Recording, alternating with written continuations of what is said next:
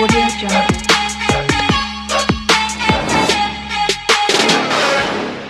Good morning বন্ধুরা, কেমন আছো তোমরা সবাই? আশা করছি আজকে খুব ভালো আছো, কারণ কালকে আমাদের এখানে ঝড় বৃষ্টি ভালোই দিয়েছে, ঠান্ডা আবহাওয়া, মেঘলা মেঘলা, খুব ভালো লাগছে। তো ঘুম থেকে উঠেছি অনেকক্ষণ, সোফার মধ্যে শুয়েছিলাম, কাজের দিকে কাজ টাজ করে গেল, এবার নিচে নামলাম। আর আমার এই একটু মন খারাপ, আমার বগনভুলিয়া গাছটা মনে কেন জানি মরে যাচ্ছে কি জানি। মাধবকে বললাম পুরো ছেটে দাও, দেখি গোড়াটা থাকলে বাঁচাতে পারে কিনা।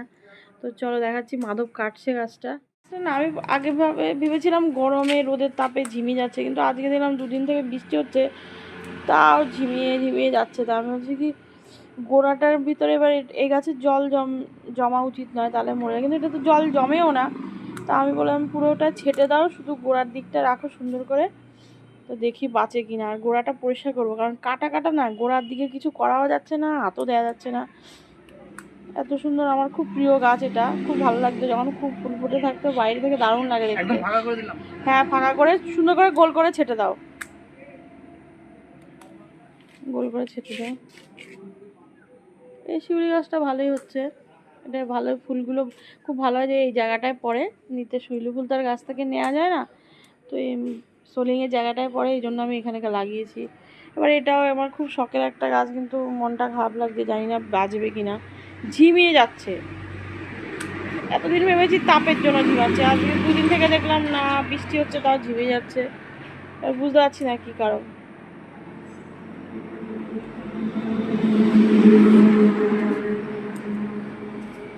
আর দেখো কাটা লাগবে হাতে।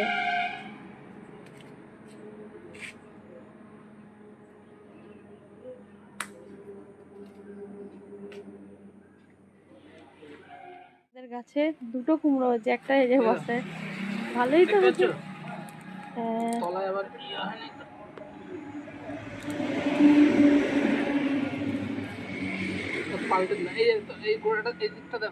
হ্যাঁ, পচে যায় না, সেটাই ভয়।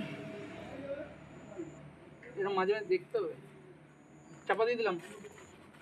হ্যাঁ, এই যে একটা, এটা বস্তার ভেতরে হনুমানের জন্য, সেটা দেখানো যাবে না তোমাদেরকে, এটা যেদিনকে খুলবো। কতটা বড় হয়েছে হাত দিলে বোঝা যাবে। এটা অনেকটা বড় হয়েছে। হ্যাঁ, দাঁড়াও পাক বেঁধে। এটা দেখো,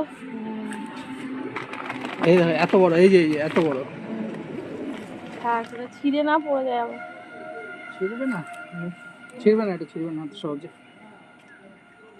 চলো, ওইটা ছোট, ওটা তো ছোটই তখন। চলো চলো উপরে, এই গাছটা কেটে দেওয়া হয়েছে, একদম ন্যাড়ামুন্ডি করে দেওয়া হচ্ছে। আমি আমার যেটুকু বুদ্ধিতে মনে হচ্ছে, আমাকে যখন নার্সারি থেকে বলেছিল ওই গাছের গোড়ায় জল জমতে দেওয়া যাবে না, তো হ্যাঁ আমার মনে হচ্ছে ওই যে পাতা পুতা দিয়ে সব, আমি তো পরিষ্কার করতে পারি না, কাটা কাটা তলায় হাতও দেওয়া যেত না। আমার মনে হয় কদিনের জল জমে জমে, আবার আমি ধরো এখানটায় ধোয়া হয়, কাজের দিদি ধোয়, সেই জলটা গিয়ে গিয়ে মানে গোড়াটা পচিয়ে দিয়েছে। এখন এই জন্য খালি করে দিলাম, দেখি যদি ঠাকুর চায় বেঁচে যাবে, নাহলে আর কি করে আরেকটা এনে লাগাতে হবে। আজকে দুপুরবেলা আমাদের আর্মি গ্রুপের এক পাল কাকা আছেন, আমাদের গ্রুপের কলিগ। তো সেই পাল কাকার বাড়িতে এই বৈষ্ণব সভার নিমন্ত্রণ, সবারই নিমন্ত্রণ ছিল, মাধুরীর নিমন্ত্রণ ছিল, মেয়েরও নিমন্ত্রণ ছিল, কিন্তু কেউ ওরা আসেনি, আমি একা এসেছি। তো এই যে সেই পাল কাকার বাড়ির সেই বিগ্রহ আছে, রাধাকৃষ্ণের বিগ্রহ। তো সেই উপলক্ষেই বৈষ্ণব সভায় যে আমাদের গ্রুপের এক কাকা আছে, যে গণেশ কাকা চলে গেল, ওই যে দরজা দিয়ে আসছে ফকির কাকা। তো আমরা এখন যাচ্ছি যেখানে খাবার জায়গা, এই ঘরের মধ্যে দিয়ে সামনে যাচ্ছি, ওখানে দেখি কি পরিস্থিতি, বসা যায় কি না। এখন ওই যে দেখা যাচ্ছে,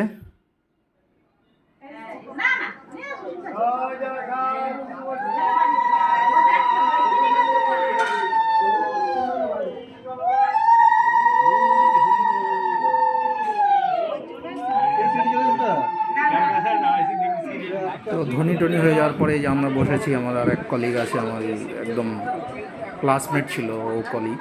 তো এই বাকি যে আমাদের গ্রুপের আর সবাই আছে, আমরা খেতে বসেছি একসাথে, এখনই দেবে আমাদের, পাতা টাতা পড়ে গেছে। তো এরপরে খাওয়া দাওয়ার পর আমি খুব শর্টকাটে, গাড়ি নিয়ে আসিনি আজকে, বাইক নিয়ে আসিনি যেহেতু একা এসেছিলাম, তো একটু ভেতর দিয়ে, আমাদের ভেতর দিয়ে রাস্তা দিয়ে আসছি। দেখুন দুপাশে কি সুন্দর সবুজের সেই সবুজ ক্ষেত্র যাকে বলে, এত সুন্দর লাগছে এই পরিবেশ, গ্রামের পরিবেশ খুবই ভালো লাগে, সবুজের সবুজ সবুজ। তো চারিদিকে ওই একটা হনুমান, এই রাস্তা দিয়ে আমি কখনো কখনো যাতায়াত করি মাঝে মাঝে। শর্টকাট পড়ে, অনেকটাই শর্টকাট পড়ে, আর একদম মাঠের মাঝখান দিয়ে থাকে রাস্তাটা। চারিদিকে বিভিন্ন জমিতে বিভিন্ন রকম জিনিস। এই মেন রোডের ওপর উঠে গেলাম, মেন রোডে এই রাস্তা ধরে সোজা এখন আমি বাড়ির দিকে চলে এসেছি। শর্টে তোমাদের দেখালাম, একদম এই একদম চলে গেলাম, এই যে আমার বাড়ি দেখা যাচ্ছে, বাড়িতে উপস্থিত। চলো পরে আবার দেখা হচ্ছে। এখন বাজে 10:45 মতো। দুপুরে তো দেখলে মাধব এক জায়গায় গেছে বসুনাঘাতে আমাদের এই আর্মি গ্রুপের একজনের বাড়িতে। আমাদের খুব নিমন্ত্রণ করে, তোমাদের একবার বলেছি। তো ওখানেও খাওয়া দাওয়া করে এসছে, আমি আর যাইনি, শরীরটাও ভালো লাগছে না, আর অত দূর, ভালোই দূর। মাধব তো ভেতরে রাস্তা দিয়ে সাইকেল নিয়ে গেছিলো আজ বলে। তো আমাদের এখনও খাওয়া দাওয়া হয়নি, মেয়ের খাওয়া দাওয়া হয়েছে। খাওয়া বলতে কি তেমন কোনো খিদে ফিদে নেই, দেখি হালকা কিছু খাবো। কালকে আবার বৃহস্পতিবার, অনেক কাজ আছে ঠাকুর ঘরে। তো আজকের মতো এখানে ভিডিওটা, আমার ব্লগটা শেষ করছি। আশা করছি তোমরা সবাই খুব ভালো থাকবে, সুস্থ, অবশ্যই ভালো রাখবে। Tata, good night.